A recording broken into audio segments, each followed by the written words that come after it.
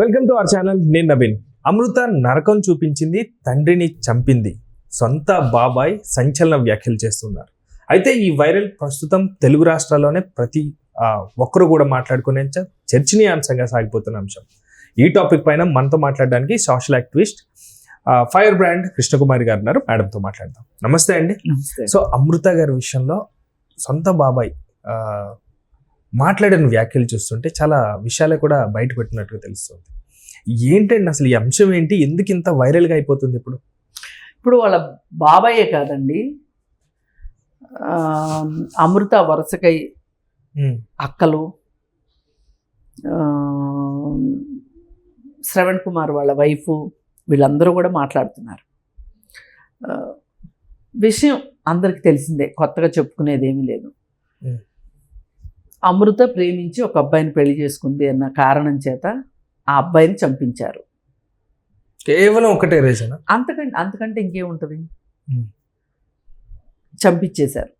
అది చంపినోడు దొరికాడు, చంపించినోళ్ళు దొరికారు, కేసు ఫైల్ అయింది, శిక్షలు ఖరారైనవి.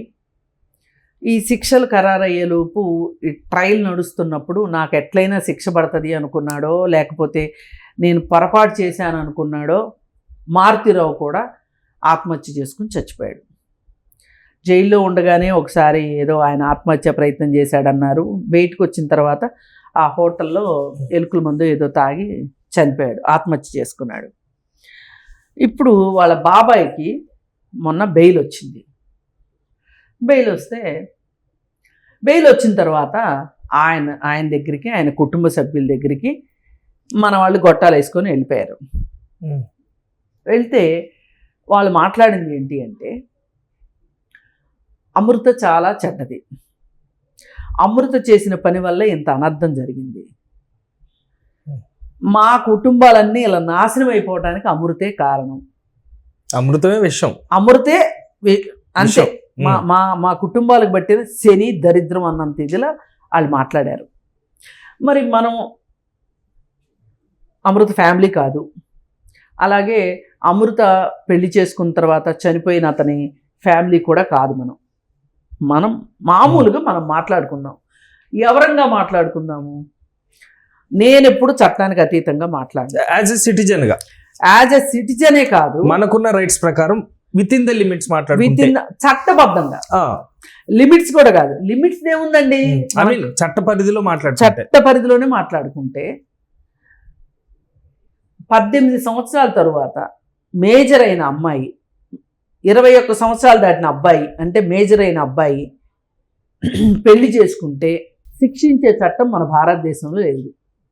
మన భారతీయ శిక్షా స్మృతి ప్రకారం 18 ఏళ్ళు నిండిన అమ్మాయి 21 ఏళ్ళు నిండిన అబ్బాయిని పెళ్లి చేసుకుంటే అది చట్ట వ్యతిరేకం కాదు, వాళ్ళు చట్టానికి లోబడే చేసుకున్నారు.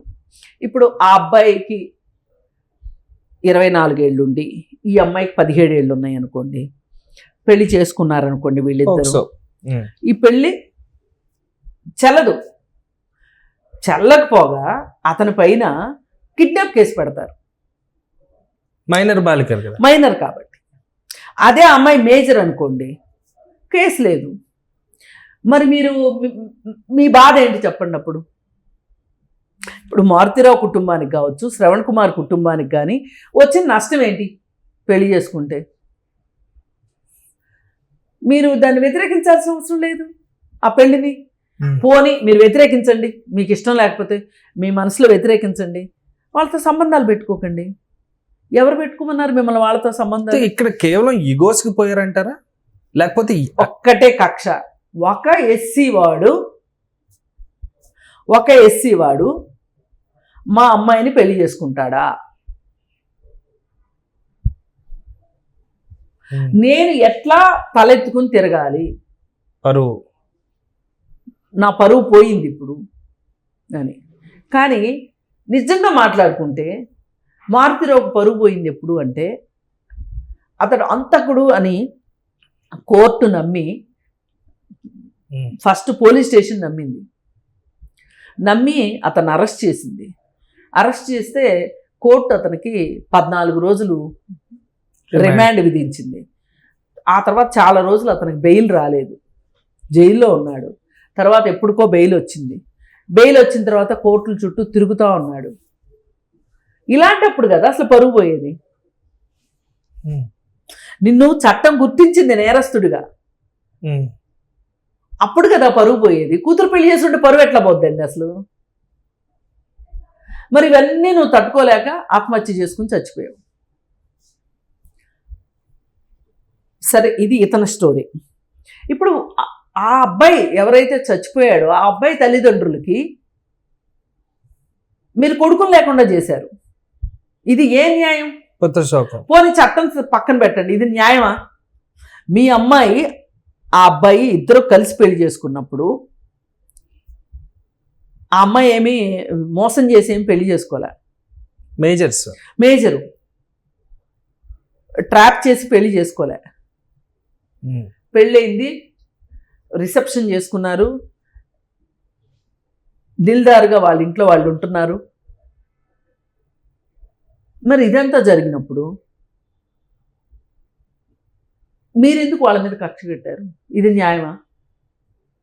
న్యాయం కాదు కదా. చట్ట వ్యతిరేకమైన పనులు చేసి న్యాయబద్ధంగాను వ్యవహరించకుండా ఈరోజు వచ్చి మీరు ప్రెస్ తోటి ఈ విధంగా మాట్లాడతారా? మీడియాతో ఈ విధంగా మాట్లాడతారా? అమృతే తప్పు చేసింది. అమృత పెళ్లి చేసుకోకుండా ఉండాల్సింది కాదు. ఎవరైనా, నేను చెప్తున్నాను, ప్రేమించుకోండి కానీ పెద్దల్ని ఒప్పించి పెళ్లి చేసుకోండి అని చెప్తున్నాడు శ్రవణ్ కుమార్ ఈ సంఘ సంస్కర్త వచ్చేసేసి. ఇప్పుడు ఈయన చెప్తే తప్పితే ఈ సంగతి ఎవరికి తెలియదు. ఓకే, పెద్దల్ని ఒప్పించకుండా పెళ్లి చేస్తారు, చేసుకున్నారే అనుకుందాం, చంపేస్తారా మీరు? ఎట్లా చంపేస్తారు? చంపేసే హక్కు ఎవరిచ్చారు మీకు? ఇవాళ మనం ఏ కాలంలో ఉన్నాము? ప్రపంచం మొత్తం ఎలా ఉంది? ఈరోజు ఉరి శిక్షలను కూడా తప్పు అంటున్నారు. ఎప్పుడో ఒకసారి అడపో మన దేశంలో కూడా ఉరి శిక్షలు పడుతున్నాయి, కాదని కాదు.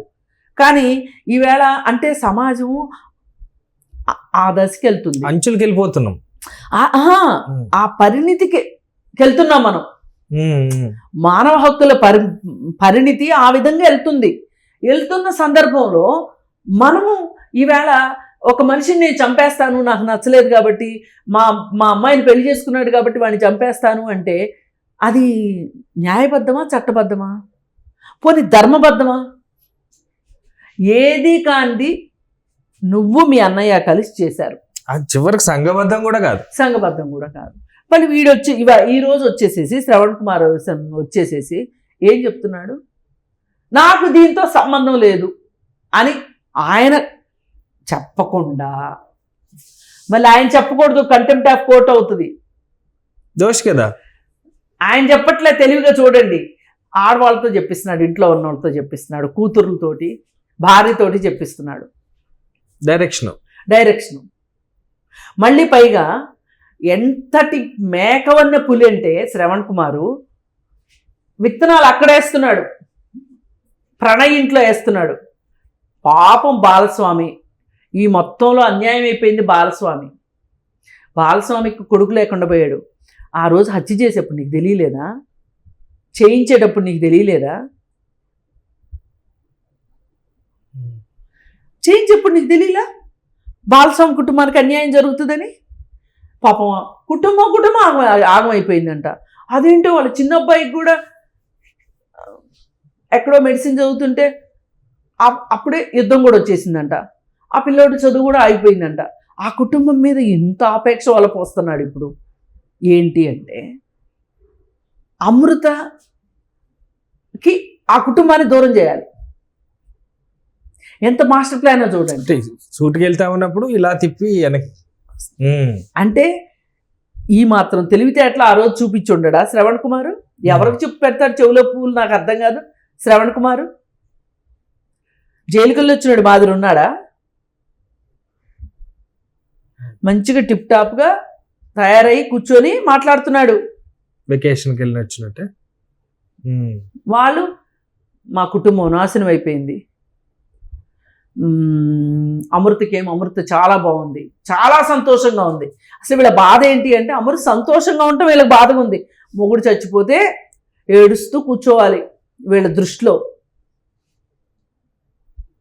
అమృత బాగుంది, సంతోషంగా ఉంది, అమృత వల్లే కదా ఇదంతా జరిగింది అంటున్నారు. కానీ మా నాన్న అమృతను వదిలేసి ఉంటే మీరు సుఖంగానే ఉండేవాళ్ళు.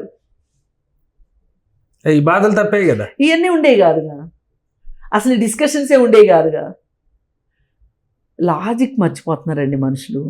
ఎందుకు ఇలా అయిపోతున్నారు అంటే వీళ్ళు మాట్లాడింది ఒప్పించుకోవటం కోసం చట్టాన్ని చట్టంగా కూడా ఉండనివ్వట్ల, వీళ్ళ వాదన నెగ్గించుకోవటం కోసం. పైగా మారుతీరావు చేత ఉత్తరం రాయించుకున్నారు. ఏమని? దీనిలో ఇంకెవ్వరికీ సంబంధం లేదు, నేనే ఇష్టపూర్తిగా చేశాను అని. కానీ సాక్ష్యాలు ఆధారాలు ఏం కనిపిస్తున్నాయి?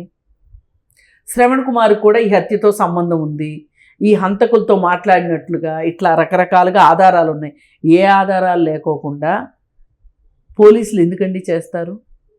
ఇప్పుడు ఏంటంటే వీళ్ళు చట్టాన్ని కూడా బ్లేమ్ చేస్తున్నారు శ్రవణ్ కుమార్ కుటుంబ సభ్యులు. శ్రవణ్ కుమార్ భార్య మాట్లాడుతుంది, కూతుర్లు మాట్లాడుతున్నారు, శ్రవణ్ కుమార్ యొక్క ఇంకొక అన్న కూతురు కూడా మాట్లాడుతుంది. అన్న కూతుర్ని కూడా అన్న చనిపోయాడని ఆ అమ్మాయిని కూడా వీళ్ళందరూ కలిసి పెంచారంట. చాలా మంచోళ్ళు అంట వీళ్ళు. కావచ్చు వీళ్ళ పిల్లల్ని వీళ్ళు చూసుకునే విషయంలో వీళ్ళు చాలా మంచోళ్లే కావచ్చు, నేనేం కాదనట్లేదు వీళ్ళు. కానీ మీ మంచితనం అంతా మీ పిల్లల దగ్గరేనా? పక్కోళ్ళ పిల్లల దగ్గర కూడా చూపించాలి కదా. పక్కోళ్ళ పిల్లోని చంపే హక్కు ఎవరిచ్చారు మీకు? పైగా అన్నిటికన్నా బాధాకరం ఏంటంటే ఈరోజు మీరు చట్టాన్ని ప్రశ్నిస్తున్నారు. మేము చేసిన తప్పేంటి అని మాట్లాడుతున్నారు. మీరు చేసిన తప్పేంటో మీకు ఇప్పటికీ అర్థం కాకపోతే, అర్థం కాలేదని నేను అనుకోను, కానీ సమాజాన్ని తప్పుదోవ పట్టించాలనుకుంటున్నారు. ఈ మధ్యకాలంలో మీడియాని అడ్డం పెట్టుకొని చాలామంది చేస్తున్న ప్రాక్టీస్ ఏంటంటే తిమ్మిని బంబించేయాలని చూస్తున్నారు. నిన్నగాక మనం అనసూయ ఇష్యూ చూసాం, మనం శివాజీ ఇష్యూ చూసాం. మనం దాంట్లో అమ్మాయి బట్టలు సరిగా వేసుకోలేదు కాబట్టి వాళ్ళందరూ కలిసి అల్లరి చేశారు అని శివాజీ అన్న మాటని సమాజం ఒప్పుకుంటుంది. ఈరోజు 95% కామెంట్స్ వస్తున్నాయి ఆయనకి సపోర్టింగ్గా, అంటే ఆయన మాట్లాడింది కరెక్టే కదా అంటున్నారు. అంటే ఈ 95%ని ఒప్పించిన మహానుభావులు కదా మీరంతా. మరి అది వాస్తవమా? చట్టం ఎప్పుడైనా సరే ఒక అత్యాచారం చేసిన వ్యక్తి పలానా అమ్మాయి అర్ధనగ్నంగా ఉండటం వల్లనే నేను చేశాను అంటే చట్టం ఒప్పుకుంటుందా? ఈ ప్రపంచంలో ఎక్కడన్నా ఒప్పుకున్నట్లుగా చట్టం ఉందా? ఇలాంటి చట్టం ఉందా ఎక్కడ? అసలు అలాంటి ఒప్పుకుంటే చట్టమే ఎందుకు, ఇంకా వేస్ట్ కదా. వేస్ట్ కదా, చట్టాలతో పని ఉంది. మరి అలాంటప్పుడు మీరు ఈ విషయాన్ని ఇవాళ ప్రజలందరిలోకి చట్టాల మీద గౌరవము, చట్టాల మీద నమ్మకము పోయేలాగా మీరు ప్రవర్తిస్తున్నారంటే మీరు ఎంత చట్టాన్ని తూట్లు పొడుస్తున్నారు. మీరు కొంచెం దిగజారం అనుకోవచ్చు కదా. కాదు, సంఘ వ్యతిరేకులు వీళ్ళు, యాంటీ సోషల్ ఎలిమెంట్స్ వీళ్ళు. మనకి ఒక చట్టాన్ని ఎందుకు గౌరవించుకోవాలి? మనం చట్టాలు ఎందుకు చేసాము? కొత్త చట్టాలు ఎలా వచ్చినాయి? ఇప్పుడు అంబేద్కర్తో పాటు ఇంకొక 200 మంది అహర్నిశలు శ్రమించి అన్ని దేశాల చట్టాలని అవపోసన బట్టి ఆ దేశంలో మెరుగైన పాయింట్లు, ఈ దేశంలో మెరుగైన పాయింట్లు, అన్ని పాయింట్లు తీసుకుని మన దేశం పరిస్థితులకు అన్వయించి అంత కష్టపడి రాజ్యాంగం రాస్తే, అంత పెద్ద రాజ్యాంగాన్ని రాస్తే ఆ రాజ్యాంగానికి మీరు తూట్లు పొడుస్తారా? ఈవేళ రాజ్యాంగంలో అంగాలే చూస్తున్నారు. రాజ్యం చోట్ల, రాజ్యంలో ఏంటి అని చోట్ల ఏదైనా కానీ అంగాలు చూస్తున్నారు. ఈ ముక్క, ఆ ముక్క, ఆ ముక్క. అంటే ఇంతకు దిగజారిపోతున్నాం మనం. రాజ్యాంగం అంటే గౌరవం లేదు, చట్టాలంటే భయం లేదు, భక్తి లేదు, తెలుసుకుందామని లేదు, ఏమీ లేదు. నాకు నచ్చిందే న్యాయం, నేను చేసిందే ధర్మం. చట్టాన్ని పక్కకి తొంగలోకి తొక్కేలాగా ఇవాళ దుర్మార్గంగా కొంతమంది వచ్చి మాట్లాడేసి దాన్ని ఒప్పించాలని చూస్తున్నారు. మరి నిన్న అలా ఒప్పించుకున్నారు కాబట్టే ఒప్పుకుంది సమాజం అనే భ్రమలో వాళ్ళు ఉన్నారు కాబట్టి ఈ కుటుంబం కూడా అదే భ్రమలోకి వెళ్తుంది. పాపం శ్రవణ్ కుమార్కి ఏం తెలియదని మాట్లాడుతున్నారు. అంటే ఇప్పుడు ఇక్కడ ఈ ప్రాథమిక విచారణ చేసిన పోలీసులు తప్పుడోళ్ళా, ఛార్జ్షీట్ వేసిన వాళ్ళు తప్పుడోళ్ళా, కోర్టు తప్పుడుదా, ఏమనుకోవాలి నాకు అర్థం కావట్లేదు. నీకు డబ్బులు ఉన్నాయి కాబట్టి, నువ్వు బెయిల్ తెచ్చుకోగలిగావు కాబట్టి ఇవాళ వచ్చి నువ్వు ఇన్ని మాటలు మాట్లాడుతున్నావు. నీకు డబ్బులు ఉన్నాయి కాబట్టే జరిగింది ఇది. ఇవాళ మీరు జైలుకి వెళ్ళి చూడండి, అండర్ ట్రయల్ ఖైదీలు సంవత్సరాల తరబడి మగ్గుతున్నారు, వాళ్ళకి బెయిల్ ఇచ్చే దిక్కు దివాణం లేకుండా. ఇవాళ శ్రవణ్ కుమార్ ఇలా బయటకు వచ్చి అప్పుడు బెయిల్ తీసుకున్నా, ఇప్పుడు శిక్ష పడ్డ తర్వాత కూడా బెయిల్ తీసుకుని బయటకు వచ్చి ఇంట్లో ఏసీ రూమ్లో కూర్చొని మాట్లాడగలుగుతున్నాడు, మెత్తడి సోఫాలో కూర్చొని మాట్లాడగలుగుతున్నాడు అంటే డబ్బులు ఉన్నాయి కాబట్టి. నువ్వు డబ్బులు ఉన్నాయి కాబట్టి ఈరోజు నువ్వు బయటకు వచ్చి ఇవాళ మాట్లాడుతున్నావు. ఏదో అంటారే తినమరిగిన కూడా ఇల్లెక్కి కూసింది అన్నట్లు చేస్తున్నావు. నువ్వు వచ్చినోడు వచ్చినట్టు డబ్బులతో తెచ్చుకున్నావు, నోరు మూసుకుని ఇంట్లో కూర్చోకోకుండా ఆ ప్రెస్ని పిలిపించుకొని, మీడియాని పిలిపించుకొని ఇంట్లో వాళ్ళందరినీ ప్రిపేర్ చేసి ఇలా మాట్లాడుతున్నావు. జనాలు ప్రెస్ చేస్తున్నాడు, ఇంప్రెస్ చేయాలని చూస్తున్నాడు. ఏంటి ఇంప్రెస్ చేయడం ఏంటి అంటే, నేను నేరస్తుడిని కాదు అని చెప్పి ప్రూవ్ చేసుకోవాలని చూస్తున్నావా? ఎవరి దగ్గర ప్రూవ్ చేసుకోవాలని చూస్తున్నావు నువ్వు? అంటే చట్టానికి అంత కళ్ళు లేవా? ఇదంతా విని మనం అందరం మర్చిపోయి, అవును కదా అసలు అమృత ఇలా పెళ్లి చేసుకోకుండా ఉండాల్సింది, ఒప్పించి చేసుకోండి అని చెప్తున్నాడు. పైగా నువ్వెవడివి చెప్పటానికి? చట్టంలో ఎక్కడ ఒప్పించి చేసుకున్నారా ఒప్పించకుండా చేసుకున్నారా అనేది ఎక్కడ చట్టంలో రాయాల. పోలీస్ స్టేషన్కి వెళ్తే కూడా అమ్మాయి మేజర్ అవునా కాదా అని అడుగుతారు. మేజరు అంటే వాళ్ళ ఇష్టం. అంటే ఆలోచనల్ని లేకపోతే వాళ్ళు తీసుకునే డెసిషన్స్కి మెచ్యూరిటీ ఉన్నప్పుడు ఇది ఏజెంట్ సెట్ చేశారు కాబట్టి. మెచ్యూరిటీ ఉందా లేదా అనేది కూడా వేరు విషయం. 6 నెలలకే వాళ్ళు అనుకున్నది రాంగు, నేను మెచ్యూరిటీ లేకోకుండా చేశాను అని వెనక్కి వచ్చే అమ్మాయిలు ఉన్నారు, వెనకెళ్ళే అబ్బాయిలు కూడా ఉన్నారు. తర్వాత వాళ్ళు వచ్చిన రోజులు కూడా ఉన్నాయి కదండి, తల్లిదండ్రులు కూడా దగ్గరికి వచ్చిన రోజులు కూడా ఉన్నాయి కదా, తల్లిదండ్రులు కూడా వచ్చిన వాళ్ళు ఉన్నారు కదా. ప్రేమ అనేది దూరం అవ్వదు కదా ఇప్పటికైనా. అసలు 1 సంవత్సరం పోతే, ఆ రోజు ఆ హత్య చేయకపోతే మార్కురవే వచ్చి కలిసేవాడేమో కూతురు మీద ప్రేమతోటి. పిల్లలు వస్తారు, ప్రేమ కలగదా? ఎందుకు కలగదు? ఇప్పుడు వాళ్ళ అమ్మ కూడా, అమృత వాళ్ళ అమ్మ కూడా ఆమె మోసకారి, ఆమె వల్ల ఇదంతా జరిగింది. తల్లి అంటే వీళ్ళు ఇన్ని కష్టాలు పడటానికి ఇప్పుడు ఆమె మాతో ఏం సంబంధాలు కొనసాగించట్లేదు, తల్లి కూతురు సంతోషంగా ఉన్నారు, రీల్స్ చేసుకుంటున్నారు. ఇప్పుడు వీళ్ళ బాధ ఏంటి అంటే, ఆమె కోసమే కదా చేసాము మేము, ఆమె సంతోషంగా ఉంది, మేమంతా ఇలా సంకనాగిపోయామని ఏడుస్తున్నారు. ఇది కరెక్ట్ కాదు. మీరే చేసుకున్నారు, మీరు చేసుకున్నారు కాబట్టి మీరు అనుభవించాల్సిందే. శ్రవణ్ కుమార్కి ఆ రోజు ఒళ్ళు తెలియలేదా? నాకు 3 పిల్లలు ఉన్నారు, నాకు భార్య ఉంది, పైగా వీటన్నిటిని మించి పుట్టబోయే అమ్మాయికో అబ్బాయికో తండ్రిని లేకుండా చేస్తున్నామనే ఆలోచన మీకు ఎందుకు రాలేదు? బాలస్వామికి కొడుకు లేకుండా పోతున్నాడు, బాలస్వామి కుటుంబానికి కొడుకు లేకుండా పోతున్నాడని మీరు ఇవాళ మాట్లాడుతున్నారు. అమృత 6 నెలల గర్భిణి. ఆ రోజు 6 నెలల గర్భిణీకి పిల్లోడో పుడతారు, వాడు పుట్టేసరికి తండ్రి లేనోడిని చేసామనే బాధ మీకు ఎందుకు అనిపించలేదు? ఇప్పుడు శ్రవణ్ కుమార్ చెప్తున్నాడు కూర్చొని, అసలు నేను ఏం సాధించానో నాకు అర్థం కావట్లేదు. చాగంటి ప్రవచనాలు చెప్తున్నాడు. ఇప్పుడు నీ ఈ బుద్ధి జ్ఞానం మీద ఆ రోజు ఉండున్నట్లయితే, మీ అన్న ఒకవేళ చంపాలి, అల్లుడిని చంపాలి అంటే కూడా నువ్వు ఆపుండాల్సింది. ఆ రోజు మాకు డబ్బులు ఉన్నాయి, ఉంటే 4 రోజులు జైల్లో ఉంటాము అని ఆడెవడో గుజరాత్ వాడిని పట్టుకొచ్చి నరికిచ్చారు.